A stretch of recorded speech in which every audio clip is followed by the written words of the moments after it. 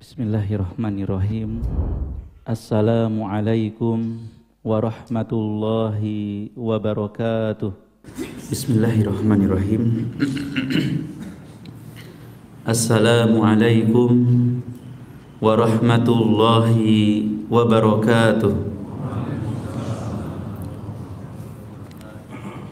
Alhamdulillahi rabbil alamin. Wa bihi nasta'in ala umurid dunya waddin. Wassalatu wassalamu ala ashrafil anbiya'i wal mursalin wa ala alihi wa ashabihi ajma'in, amma ba'du. Bapak dan Ibu kaum muslimin dan muslimat, jamaah Masjid Nurul Iman, Nurul Amal, jamaah Masjid Nurul Amal yang semoga dirahmati dan dimuliakan Allah Subhanahu wa taala.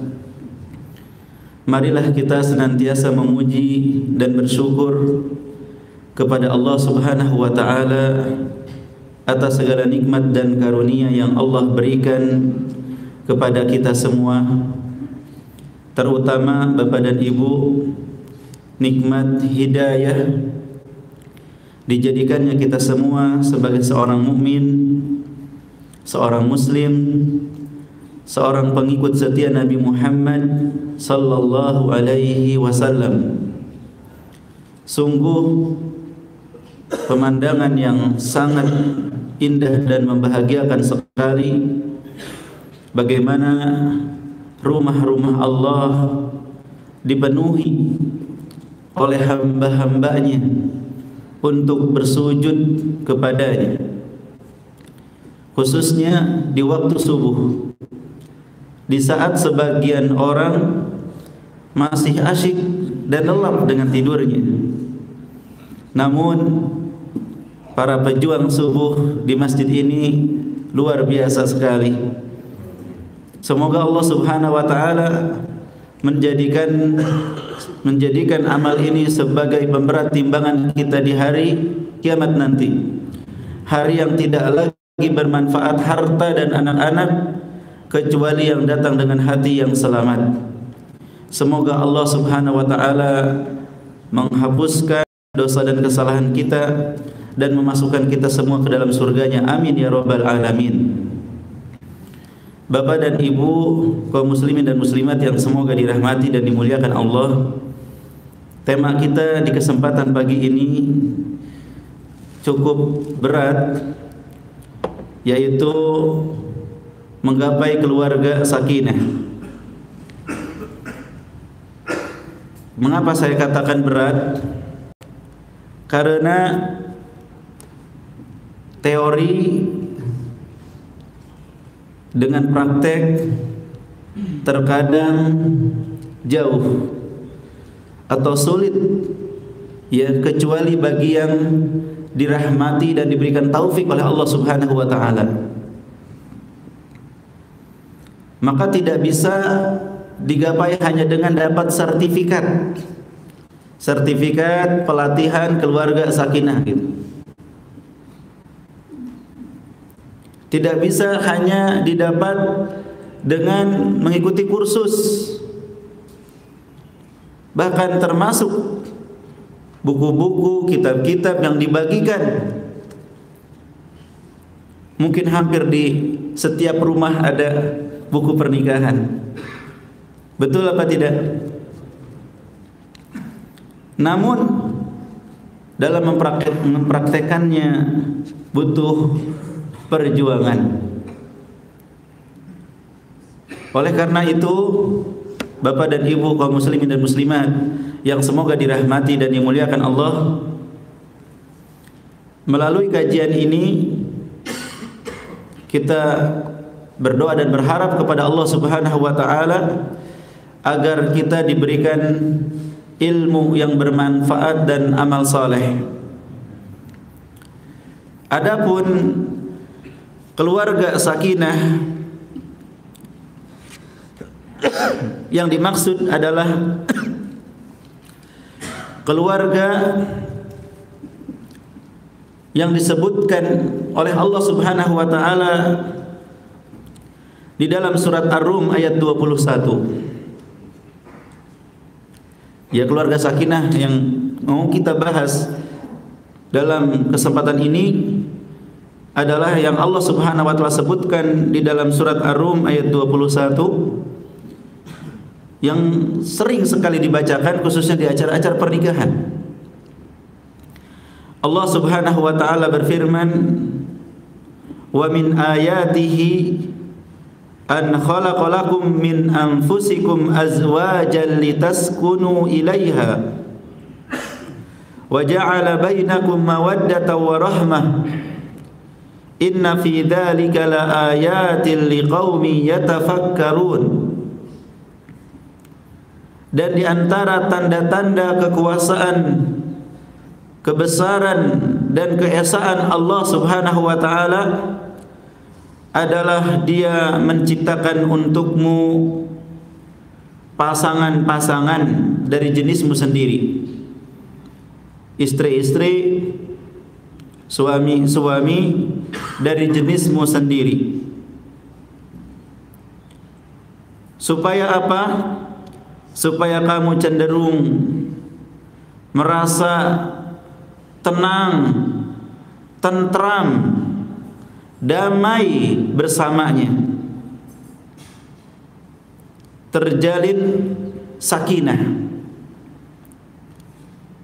mawaddah, wa ja'ala bainakum mawaddah, dan Allah Subhanahu wa taala menjadikan di antara kalian rasa cinta dan rasa kasih sayang antara suami dan istri tersebut. Sesungguhnya yang demikian itu benar-benar terdapat tanda-tanda kebesaran Allah, kekuasaan dan keesaannya bagi kaum yang berfikir. Bapak Ibu, kaum muslimin dan muslimat yang semoga dirahmati dan dimuliakan Allah, ini adalah di antara hikmah pernikahan, yaitu terjalinnya keluarga yang sakinah, yang kita merasa tentram, tenang dan bahagia di sana, sehingga kita merasakan dunia, merasakan seakan-akan dunia itu seperti di surga, walaupun kita tidak pernah tahu surga. Sehingga ada istilah baiti jannati, rumahku, surgaku. Rumahku di sini bukanlah rumah yang kosong dari seorang istri atau yang tidak ada suami di sana. Rumahku di situ adalah rumah yang ada isinya, ada pasangannya, ada istri solehah, ada suami yang soleh. Kalau bapak dan ibu harus memilih rumah yang megah dengan segala fasilitas dan perlengkapan di dalamnya, tapi tinggal di situ sendirian seumur hidup, tidak ada pasangan, atau rumah yang sederhana,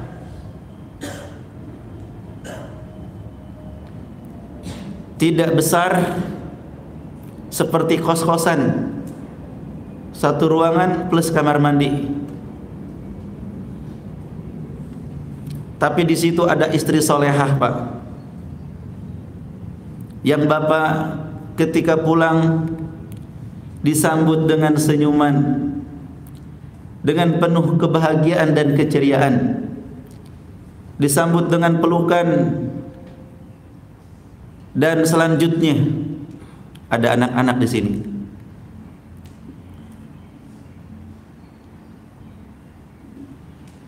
disediakan makanan meskipun sederhana namun dimasak dengan penuh cinta. Bapak lelah, bersegera untuk memijit bapak. Tidak pernah melawan bapak, nurut sama bapak, taat sama suaminya. Jika keluarga dari bapak, orang tua datang, istri bapak tersebut yang di rumah kecil tadi menyambut mereka dengan gembira, melayani, menghormati seperti menghormati orang tua sendiri. Segala keperluan dan kebutuhan bapak disediakannya. Baju sudah rapih disetrika, ya, perabotan sudah bersih, debu-debu tidak ada. Tapi di rumah kecil. Nah, saya tanya sama bapak-bapak dulu sebelum ke ibu-ibu. Bapak pilih yang mana? Rumah yang besar, perabotan-perabotan lengkap, tapi bapak sendirian? Atau tadi rumah kecil ada istri di situ? Pilih mana? Cerdas itu. Rumah besar dan ada istrinya, amin. Kalau harus memilih, jawab dengan jujur Pak. Kalau harus memilih, rumah besar tanpa pasangan, rumah kecil dengan pasangan.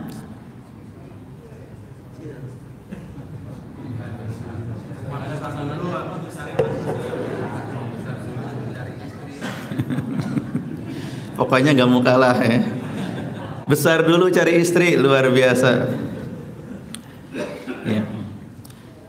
Maka di sini yang harus kita pahami, rumahku surgaku itu bukan rumah yang bagusnya, tapi yang ada isinya. Bukan cuma sekedar ada isinya, bukan hanya sekedar ada pasangan, ya. Karena bisa jadi pasangannya lebih ganas dari harimau. Maka kalau ada pasangan yang solehah, luar biasa. Demikian juga ibu-ibu. Kalau ibu harus memilih,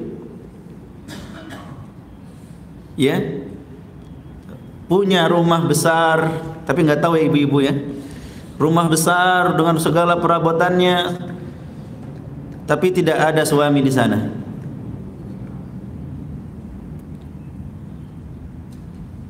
Tidak punya suami. Atau hidup bersama suami walaupun rumah sederhana. Suami yang perhatian, suami yang sayang, suami yang lucu kayak kelinci, suami yang gemesin, yang ibu pegel juga kadang dipijetin sama suami. Ibu nggak usah capek-capek kerja karena disediakan oleh suami nafkahnya. Nah, ibu pilih yang mana ibu-ibu? Sendirian di rumah besar atau di rumah kecil bersama suami? Sama ya, pengen rumah besar sama suami. Bapak Ibu, maka ya keluarga sakinah itu bisa dikatakan idaman dan harapan setiap orang. Ingin punya keluarga sakinah gitu. Ingin punya keluarga yang membuat hidup kita ini ya berbinar, bersinar, tenang, tentram, nyaman, bahagia. Karena siapa yang diharamkan bahagia di dunia tidak akan mendapatkan bahagia di akhirat. Kata Ibnu Qayyim rahimahullah, sesungguhnya di dunia itu ada surga yang apabila tidak didapatkan maka akan sulit untuk mendapatkan di akhirat. Orang-orang beriman, orang-orang saleh, mereka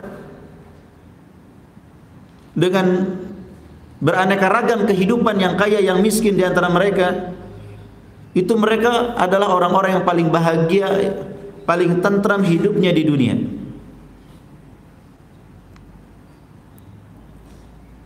Karena pemberi kebahagiaan itu Allah Subhanahu wa taala. Pemberi ketenangan dan ketentraman Allah Subhanahu wa taala. Allah berjanji, ala inna awliya Allah la khaufun alaihim wa la hum yahzanun.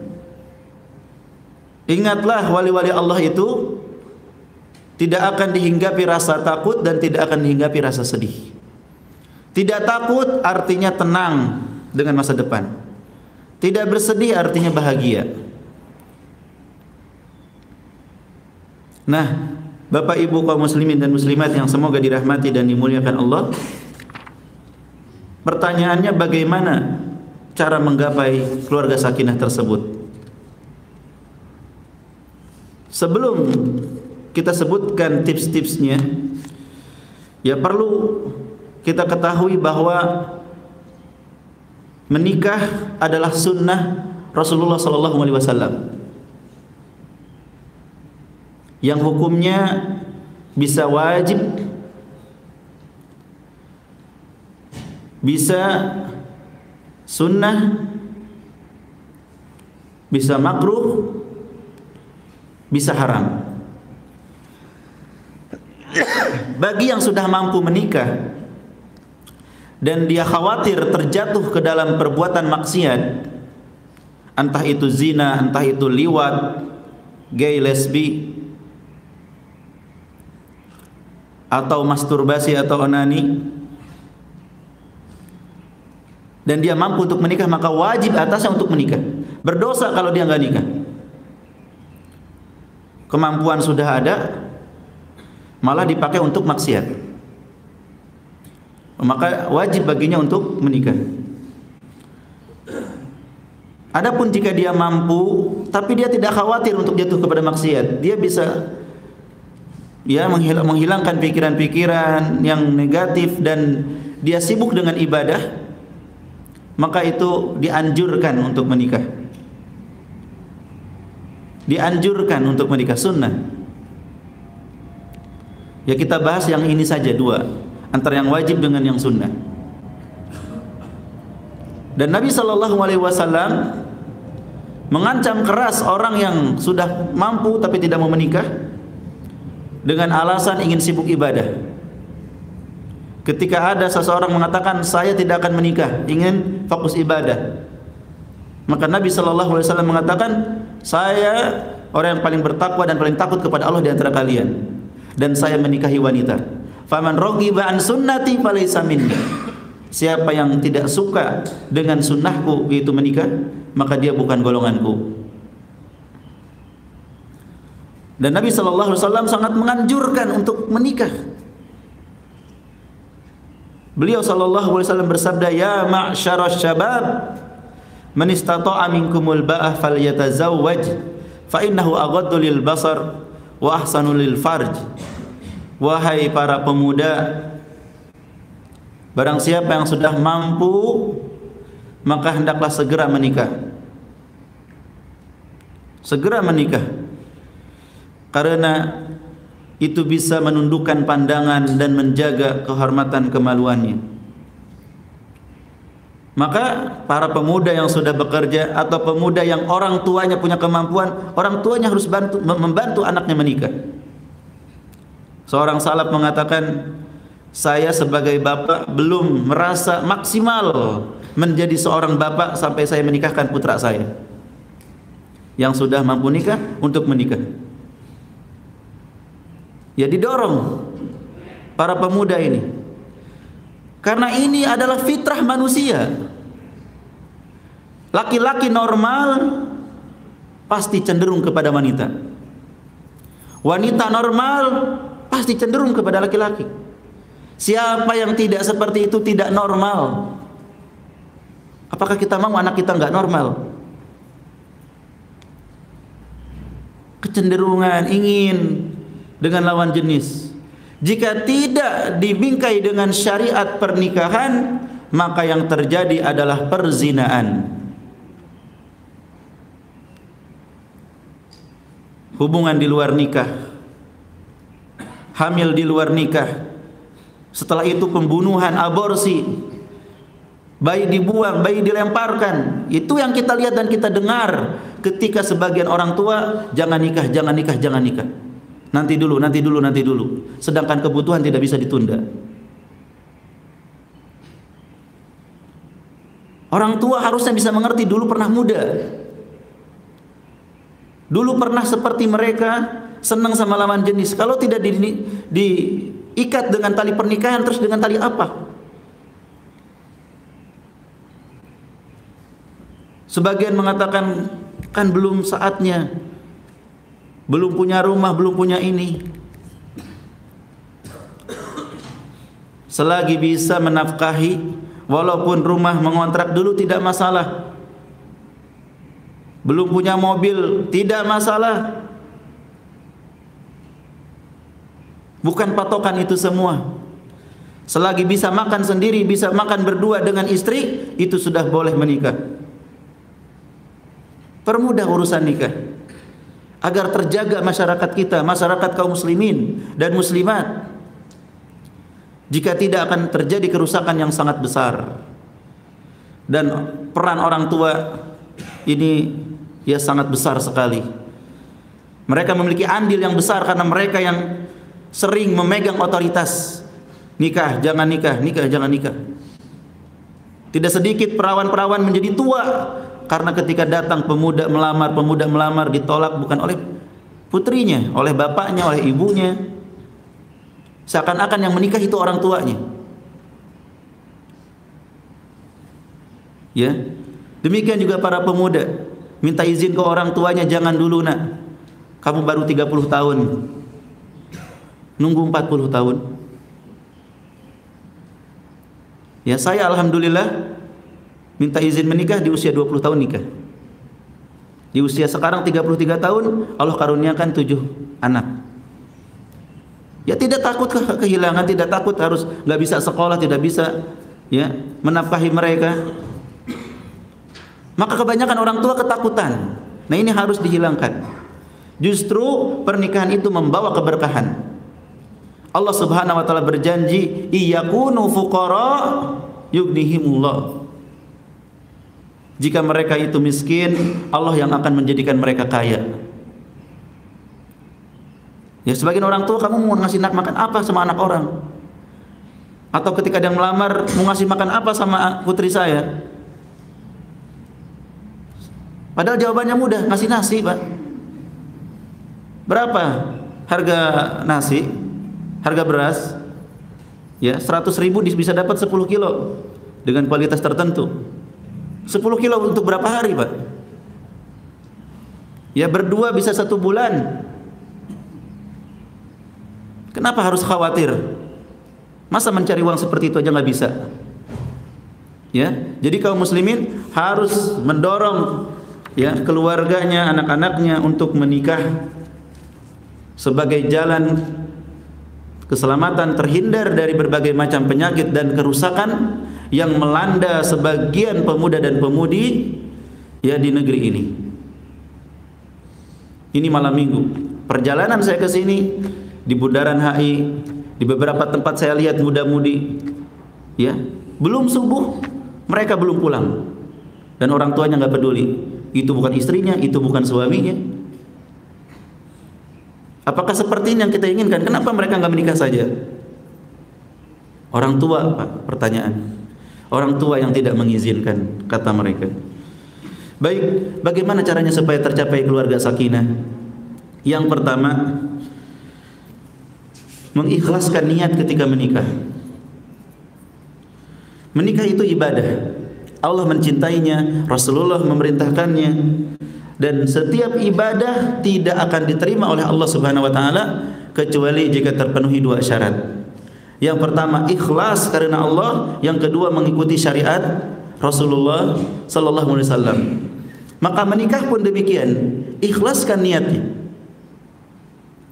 Jika ditanya, "Kenapa mau nikah?" Ada nggak di sini pemuda yang belum nikah? Ada? Boleh tahu? Nah, mau nikah enggak? Mau. Kenapa mau nikah? Itu harus bisa jawab tuh. Kenapa mau nikah? Mau nikah? Kenapa mau nikah? Pengen serius. Ya pengen apa? Maksudnya apa tujuan yang mendorong nikah itu apa? Pengen apa? Nah, menjauhi maksiat. Ini niat yang baik. Ada 3 golongan yang akan mendapatkan pertolongan dari Allah Subhanahu wa taala, tidak akan disia-siakan. Di antaranya apa? An-nakih yuridul afaf. Orang yang menikah dengan niat seperti yang disebutkan, ingin menghindari dari maksiat, ingin menjaga kesucian, ingin menjaga kehormatan. Karena kita ini manusia normal, lihat lawan jenis pasti suka. Jangankan yang belum nikah, yang sudah nikah aja, kalau dia normal harus menundukkan pandangan. Betul Pak? Atau Bapak sudah berubah tidak normal?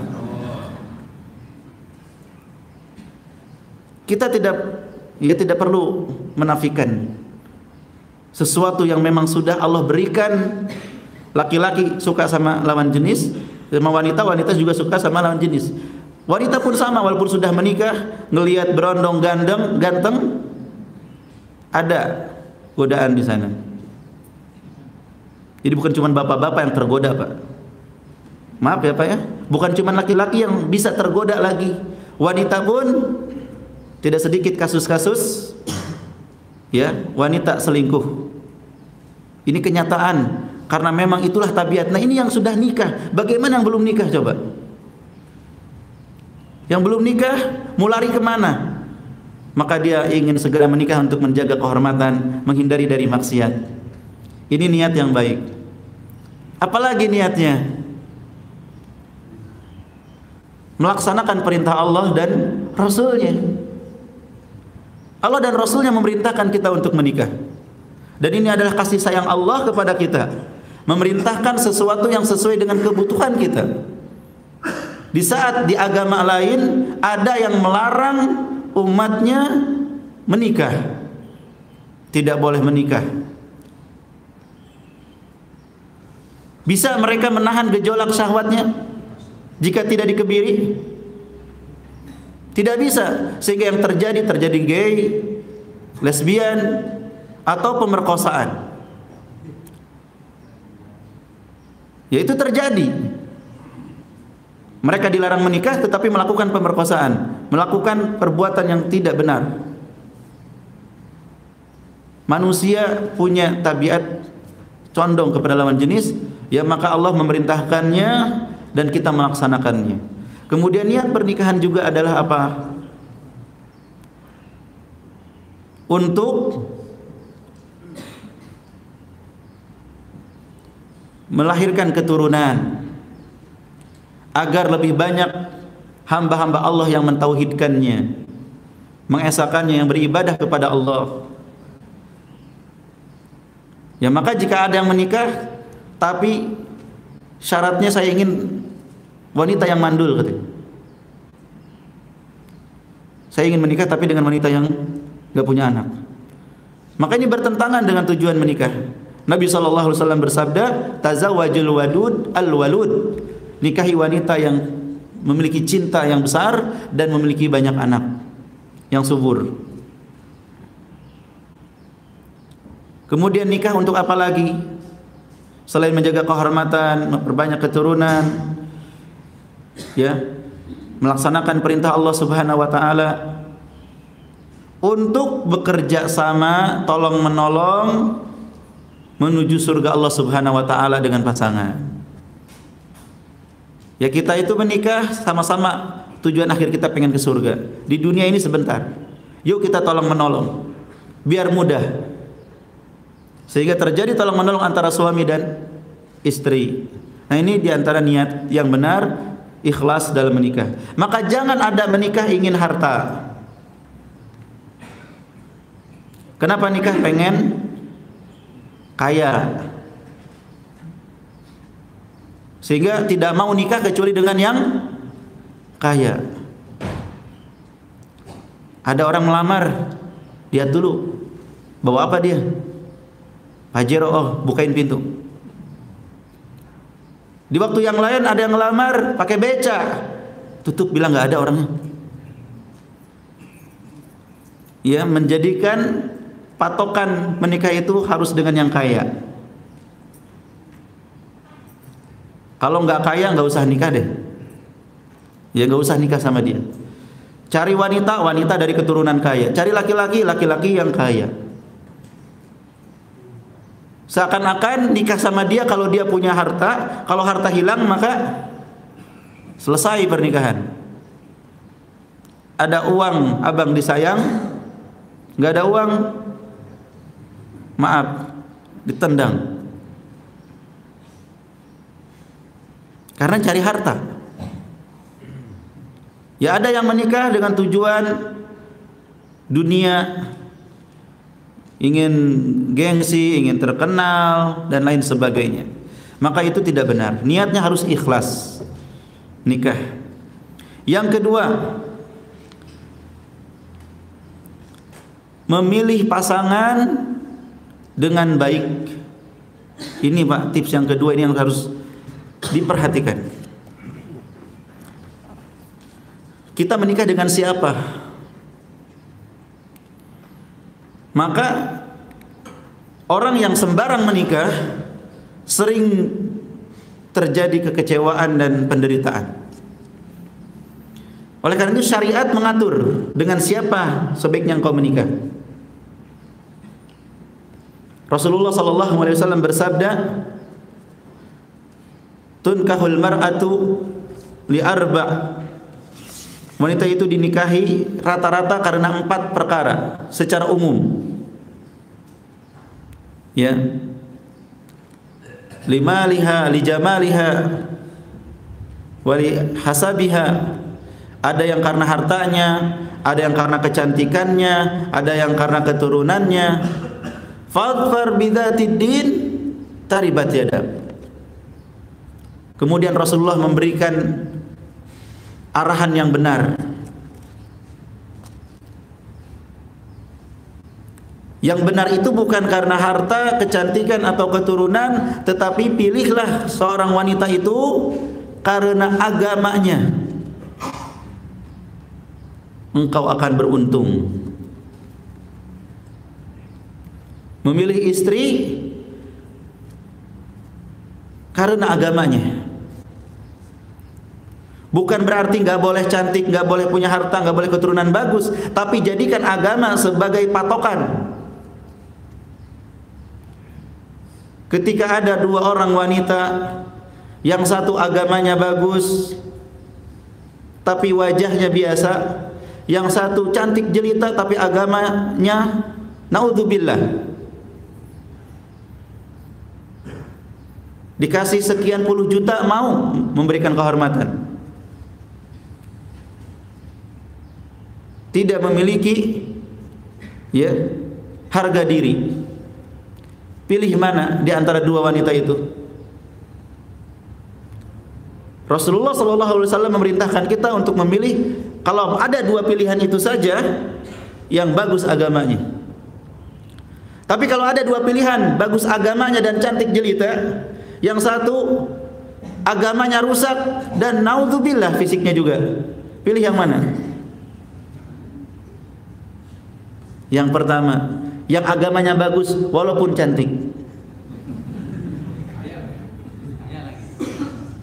Tapi bukan karena cantik kita memilih gitu, tapi karena agamanya bagus. Nah disinilah kita mau cinta, mau akhirat, mau dunia. Kalau kita mau dunia ya yang penting fisik, yang penting lihat. Padahal ketika sudah menikah, tanyakan kepada yang sudah punya pengalaman. Secantik apapun wanita, ketika dia tidak nurut, ketika dia membantah, membangkang sama suami, diminta bikinin teh nggak mau, diminta mijitin juga nggak mau, pinternya minta duit doang, bapak pulang langsung ditagih setoran. maka kecantikannya pun pudar dan hilang. Tapi yang wajahnya biasa dengan kesolehannya enak dipandang. Ya, kecantikan bisa hilang, apalagi kalau lagi nggak dandan. Tetapi dengan akhlak yang baik dan agama yang bagus bisa enak dipandang. Laki-laki pun demikian. Bukan dipilih itu karena gantengnya, kayaknya, tebel dompetnya, walaupun isinya kertas semua.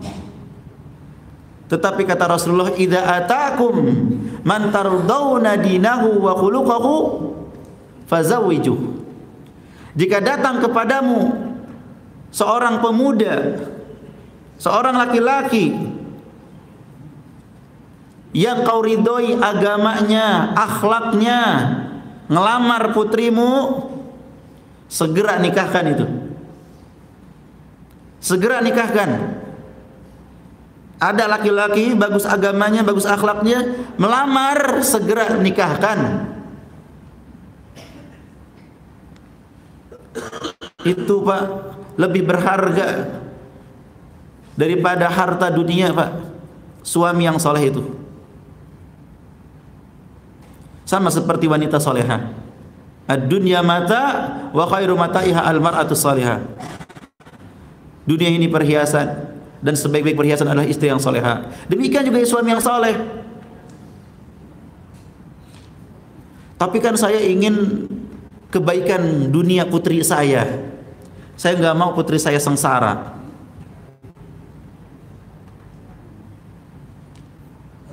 Sebagian orang begitu. Semua sepakat tidak mau ada yang putrinya sengsara.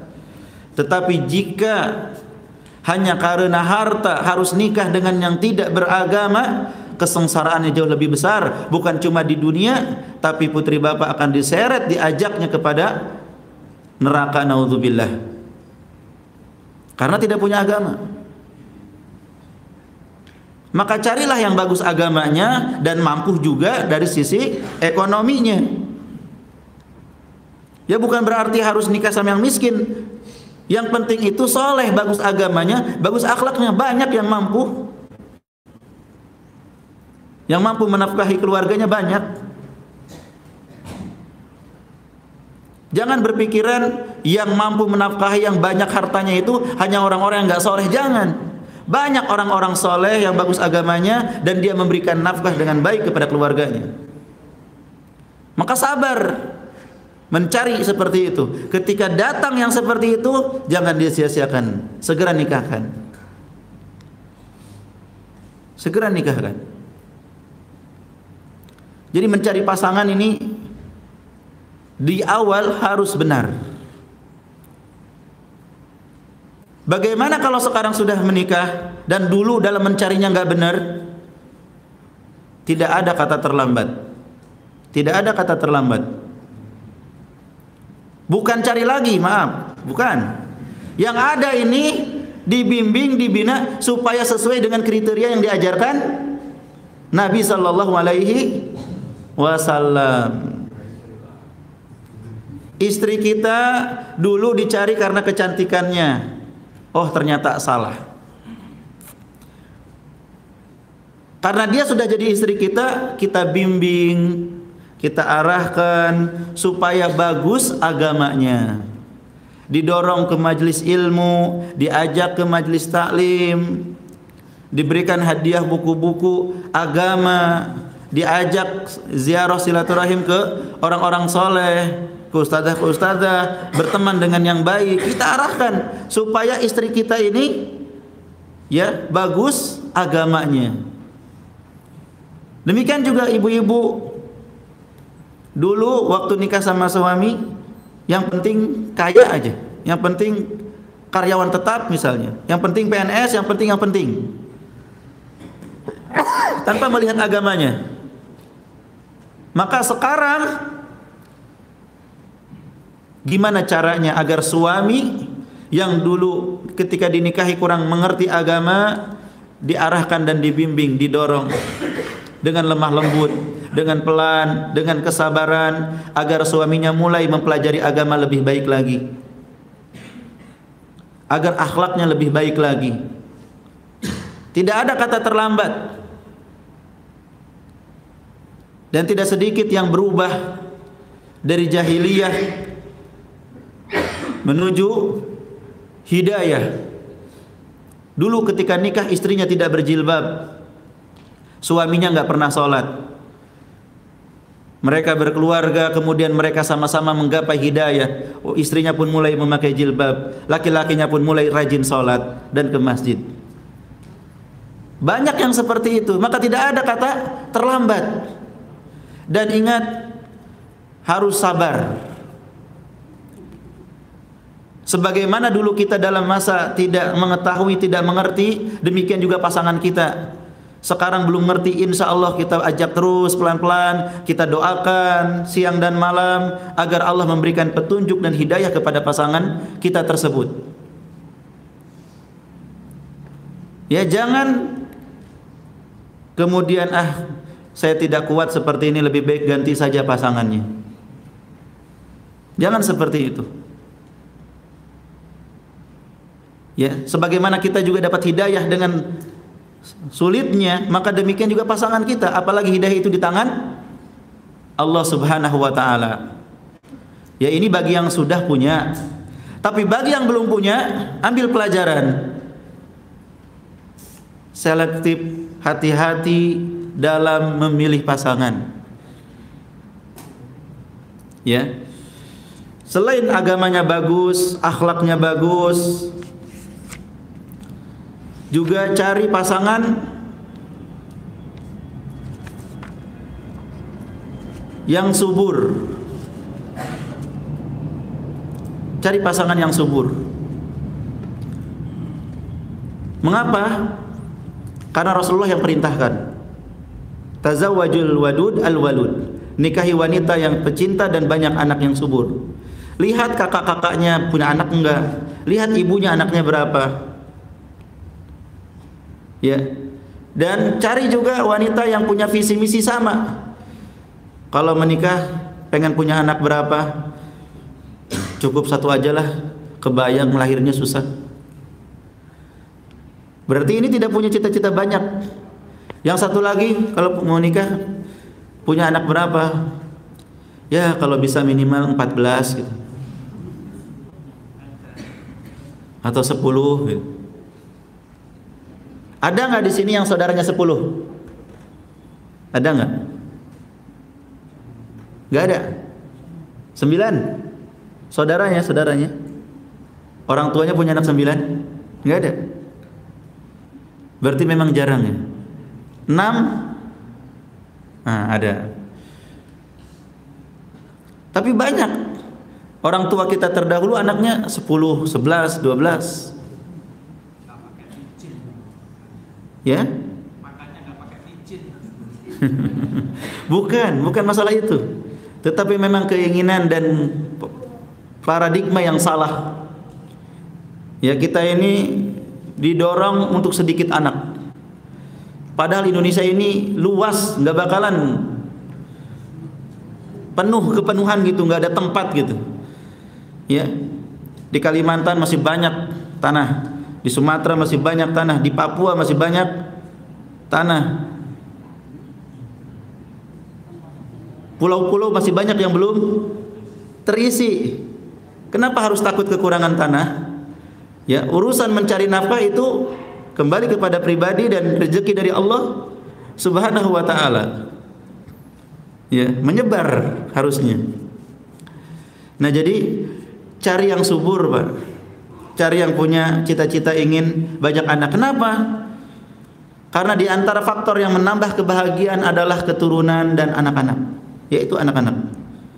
Apalagi anak-anak itu nantinya kita didik menjadi anak soleh, anak soleha. Bukan cuma kebahagiaan ketika hidup, setelah kita meninggal dunia, saat amalan yang lain terputus, doa anak-anak soleh terus mengalir. Idza mata ibnu Adam in qata amalu illa ihda thalath. Jika anak Adam meninggal dunia, terputuslah amalannya kecuali satu di antara 3. atau kecuali 3 perkara. Apa di antaranya? Wa waladun saleh yad'u lahu. Anak soleh yang mendoakannya. Satu anak soleh mendoakan. Bagaimana kalau kita punya 10 anak soleh? Harus semangat punya banyak anak. Ya jangan khawatir. Yang ngasih rezeki Allah Subhanahu wa taala. Wala taqtulu auladakum min imlaq, nahnu narzuqukum wa iyyahum. Jangan kalian bunuh anak-anak kalian karena takut miskin. Kami yang memberikan rezeki kepada mereka dan juga kepada kalian dan juga kepada mereka. Jadi kalau bapak punya putra, punya putri, mereka menikah, nasihatkan, jangan takut. Banyak anak saja. Ya. Si ibu bersabar melahirkan, merawat, melahirkan, merawat. Perjuangan. Ya, mendidik anak itu amalan yang sangat besar sekali. Kemudian dalam mencari ya pasangan, cari wanita yang maharnya ringan. Aktsaru barakatin nisa aisaruha. Wanita yang paling banyak keberkahannya itu yang maharnya paling ringan. Ringan bukan berarti sedikit. Ringan itu yang disesuaikan dengan keringanan si suami. Kalau suami punya harta triliunan, minta mahar 1 miliar, ringan nggak? Ringan. Nggak usah banyak-banyak, 1 miliar aja, oh gampang. Karena dia punya triliunan. Tapi kalau punya suami, ya calon suaminya, hartanya cuma punya 10 juta, mau minta mahar berapa? 2 gram emas aja lah, 1.200.000-an. Kalau 1 gramnya 600. Ringan gak bagi yang punya 10 juta? Alhamdulillah, gak terlalu berat.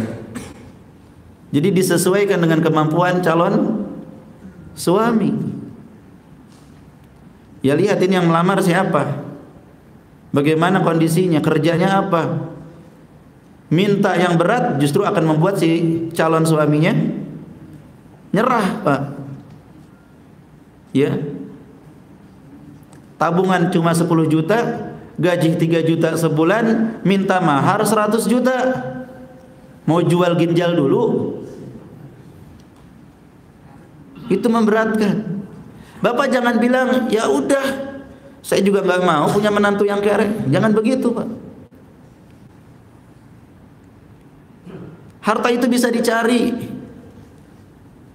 Ya, harta itu bisa dicari bareng-bareng nanti mereka.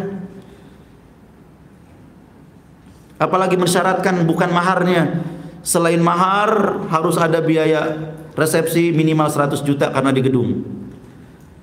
Bagi yang mampu nggak masalah, tapi ini nggak mampu gimana? Malu saya kalau harus resepsinya sederhana apalagi di rumah. Apa kata dunia? Ya gengsi dikedepankan. Tidak perlu seperti itu, Pak. Sesuai dengan kemampuan. Yang penting ini pemudanya bagus, agamanya, akhlaknya, mampu memberi nafkah, tetapi untuk acara-acara dan mahar yang besar tidak mampu. Maka ketika mencari pasangan, cari yang maharnya ringan, karena itu yang paling berkah. Siapa yang mengatakan berkah? Rasulullah sallallahu alaihi wasallam.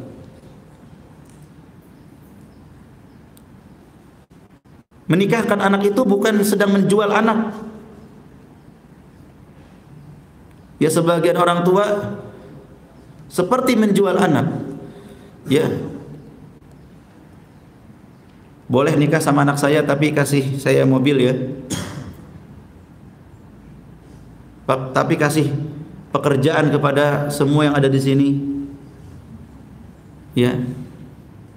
Duniawi seperti itu, Pak. Duniawi. Lihatlah kondisinya, berikan mahar yang ringan. Nah, ini diantara kriteria pilihan. Kemudian yang ketiga, tadi yang pertama ikhlas, yang kedua memilih yang benar, yang ketiga tidak banyak-banyak karena waktunya sudah habis. Yang ketiga, ya, menunaikan hak dan kewajiban. kenali hak dan kewajiban, tunaikan. Sudah itu saja, nggak usah banyak-banyak. Mengapa harus menunaikan hak dan kewajiban? Karena dalam pernikahan, suami dengan istri itu seperti terikat dalam perjanjian.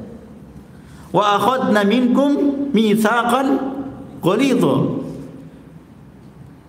Para istri itu mengambil perjanjian yang berat, yang besar darimu.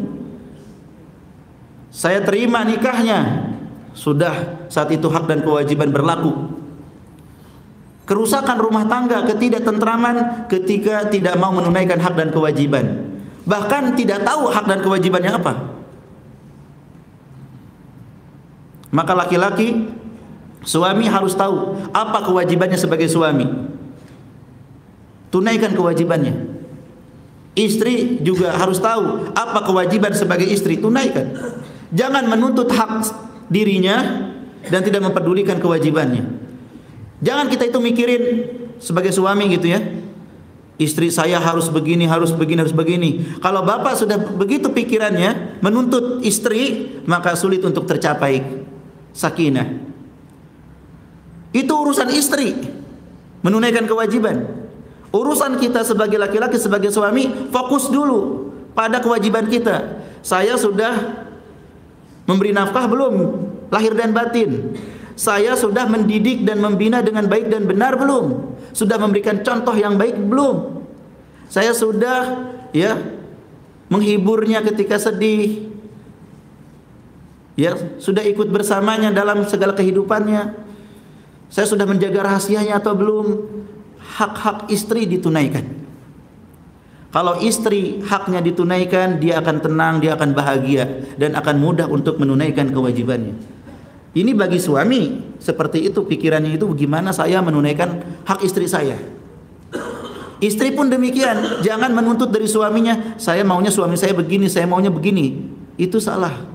Istri fokuslah pada kewajibannya sebagai seorang istri, mentaati suaminya, nurut, menasehati kalau salah dengan cara yang baik, melayani ya kebutuhan makannya, pakaiannya, rumahnya dibersihkan. Ketika masing-masing tidak peduli dengan hak dan kewajiban, berantakan rumah. Istri enggak mau bersih-bersih rumah, suami juga enggak mau kerja dengan maksimal. Ini dari sisi fisik. Belum dari sisi ilmu. Istri enggak nurut, suami enggak ngajarin dengan baik dan benar. Maka ya, jika ada kesempatan, Bapak Ibu harus pelajari apa hak dan kewajiban suami istri itu. Tetapi secara umum setiap kita sudah pernah baca dan belajar. Namun di sini saya tekankan, praktekkan itu dan jangan banyak menuntut sama pasangan. Tuntutlah diri kita untuk menunaikan semaksimal mungkin. Tunaikan kewajiban kita, minta hak kita kepada siapa? Jangan sama pasangan. Minta hak kita kepada Allah. Istri taat sama suami, suami enggak benar, minta sama Allah, ya Allah, berikan hidayah sama suami saya. Kalau kita minta ke suami, kamu tuh sebagai suami harus begini-begini, yang ada dia balik nuntut. Anda juga sebagai istri bukannya begini dan begitu, terus aja saling lempar. Padahal sama-sama tidak menunaikan dengan baik dan benar. Wallahu a'lam bishawab. Ya, ini yang bisa disampaikan di kesempatan ini, semoga bermanfaat. Ya, semoga bisa kita amalkan ya. Dan ilmu tentang pernikahan, tentang keluarga sakinah tidak bisa dengan satu kali pertemuan, tidak bisa dengan sebulan, setahun, bahkan seumur hidup. Jadi kalau Bapak bilang ya dikit amat sih materinya, ya wajar. Karena memang kita belajar nggak bisa sekaligus. Siapa yang belajar sekaligus, hilangnya juga sekaligus. Jadi menuntut ilmu harus terus. Ya, pembahasan keluarga sakinah itu pembahasan yang panjang seperti lautan yang tak berpantai. Ya, oleh karena itu teruslah Bapak menuntut ilmu dan Ibu agar bisa membina diri kita dan keluarga menuju sakinah mawaddah warahmah. Wallahu a'lam bishawab. Ini yang bisa disampaikan, semoga bermanfaat. Mungkin sebelum ditutup ada yang ingin ditanyakan, dipersilakan.